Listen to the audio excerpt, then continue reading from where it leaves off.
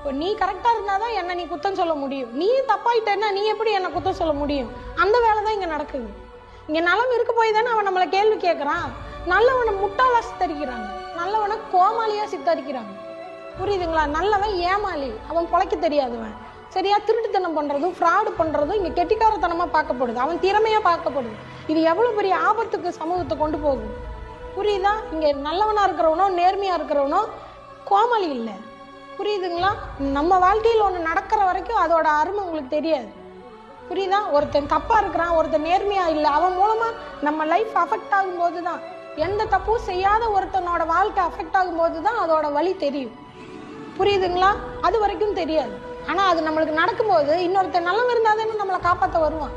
இங்கே எல்லாரும் கெட்டவனாக இருக்கும்போது உனக்கு தேவையா? நீ கரெக்டாக இருந்திருக்க வேண்டியது என்னன்னு அந்த நல்லவனையும் திட்டதான் செய்கிறாங்க. இப்போ அதை நோக்கி தான் இந்த உலகம் நகருது. நல்லவனாக இருந்தால் பொழைக்க முடியாது, நல்லவனாக இருந்தால் அவன் தோத்து தான் போவாங்கிற ஒரு பிம்பம் எல்லா விதத்துலேயும் விதைக்கப்படுது. ஏன்னா நல்லவன் இருந்தால் தானே கேள்வி கேட்குறான், நல்லவன் இருந்தால் தானே பிரச்சனை வருது.